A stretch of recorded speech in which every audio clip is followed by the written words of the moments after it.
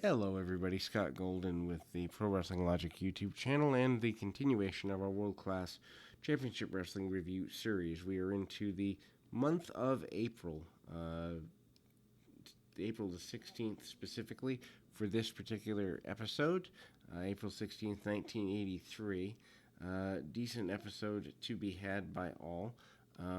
Certainly, without a doubt, world class is heating up here, and I'm up through May 2nd, which is where I'll stop the reviews for today. But the 16th of April is still a shot where lots of action happens. Also, it does seem that they are adding new stars more regularly, so I don't know if it means there's more money coming in or what the deal is there, but more stars coming in. David Von Erich is upset that his brother was disqualified for something that Ric Flair had done first. He is very despondent with this. Also, thinking that Ric Flair doesn't deserve that opportunity and whatever. David probably would have been the one to defeat Flair had they done a Texas title change. But King Kong Bundy is out along with the Mongol. The Mongol, a member of Devastation Incorporated under Skandar Akbar. Mongol, a big brute-looking fellow, and his victim for the day is Mike Bond. Bond certainly is popular in April of '83 as an enhancement talent. Mongol goes right to work, big power moves, power slam. Actually, is so powerful that he hits strikes and fakes almost losing his balance to accentuate the strike. And I wish more guys would do that today. Just, hey, I'm hitting you so hard that I momentarily lose my bearings. I think that's a valuable technique in selling, especially for the cheap seats. And surprising to see the Mongol do it, but he indeed does. And then we see Mongol going to town using every cheating tactic he possibly can, using the chin over the top rope and all that stuff. Bond certainly does not look enthralled. Not sure why in a debut match you'd have the Mongol hitting things like chin locks and choke holds here, nerve holds. I think there needs to be a little bit more put into a new debuting character, but certainly with Kamala being part of the group too, maybe they just had the Mongol there to kind of add to the menagerie, so to speak. Mongol is obviously extremely successful. Referee has to back him off. Ties Bond to the Tree of Woe and continues to go very adversarially towards his opponent. And the Mongol does end up getting a victory with a shin breaking type maneuver, or I'm sorry, shoulder breaking type maneuver, submission, almost like a guillotine style choke, elevated. The referee does stop the match for the sake of Bond. Then we see Flair, Manning, and Branko Luvic review the match. Obviously, this is the interview is done right post the match. Flair is not happy by being thrown over the top rope. Does not mention that he does the same thing later in the match. Luvic and Manning very frustrated that Von Erich is not your NWA Heavyweight Champion, but they have to abide by the rules, and this is brought out very clearly. Unfortunately, the next match on the card, on the docket here, is none other than King Kong Bundy versus Jose Lothario. And that match is about as enthralling as it sounds. Definite styles clash, definite styles shift, and not exactly something that I think either guy would be terribly enthralled to be in. Obviously, the big man, small man is your issue. Bundy, though, again, and I say this almost at least once a month with Bundy, doing moves and selling for things he shouldn't be.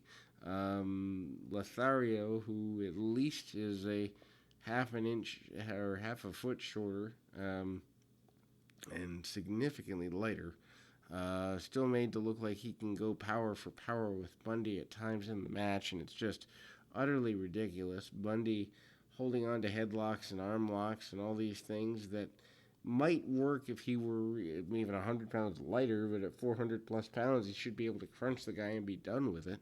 Um, I understand the need to put guys in the ring based on who you have for talent, but good gosh, this just does not doesn't bode well. And I don't. I mean, there's a point where um, Lothario has him down and literally holds Bundy in leg holds for several minutes, attempted spinning toe holds and the like. Bundy gingerly, he tries to look vicious, but gingerly drops a knee on Lothario like he's afraid to break an egg or kill the guy. And obviously that goes on, but Bundy stumbling back from several shots, punches and the like, chops and the like, from Lothario later in the match, and Bundy selling but not going down very much. He does leave his feet upon occasion, but it is what it is as far as that's concerned. The referee steps in, believing the eventual result here, time limit draw. Then we move into a outdoor introduction of Akbar's folks, the Mongol, Friday, and Kamala. Kamala introduced outside because the jungle, as they put it, is his, in fact, natural habitat. Don't quite understand the benefit of putting him in that position. Certainly not a situation of, and it's certainly without a doubt very clear that the Mongol and Kamala and Friday, who are introduced here all at the same time, are central figures for the what seems to be almost a violent takeover, for lack of a better term, by Skandar Akbar. Kamala is not allowed to speak. Obviously, he doesn't speak in the majority of territories, but, you know, the presentation is there. David Von Erich and Terry Gordy is your main event in the handcuff match. I don't particularly care for this particular match simply because the handcuffs, no pun intended, handcuff the quality of the match. Basically what you have is a brawl where they're standing very close together for the majority of the match, obviously because they're handcuffed together. So it hinders the development of the match being something to where both guys can thrive. I think the creation of distance, especially for the Von Erichs, who are, I wouldn't say high flyers, but certainly quicker than average for the time, and baby faces that need to create motion in order to do well. Obviously, the claw is not motion. You know, punch kick is there, but at the best, Gordy, who does not want to be handcuffed early, and then it basically breaks down into a brawl.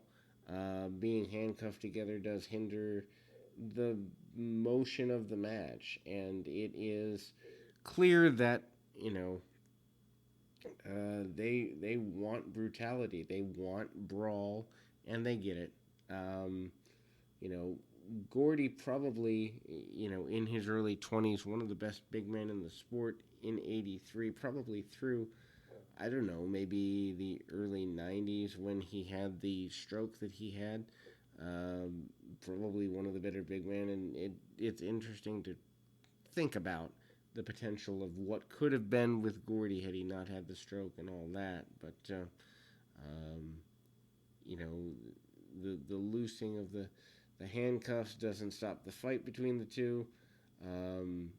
There's a roll through.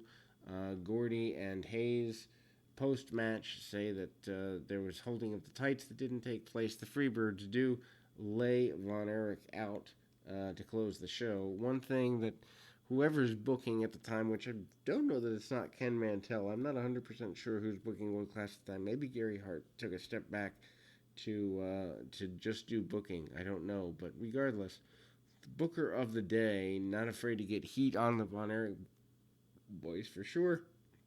And we close. Iceman King Parsons makes his way out to save Von Erich, and that kind of cements him as a quasi-main eventer and is useful for the weeks and months to come. We'll be back with more world-class action right after this.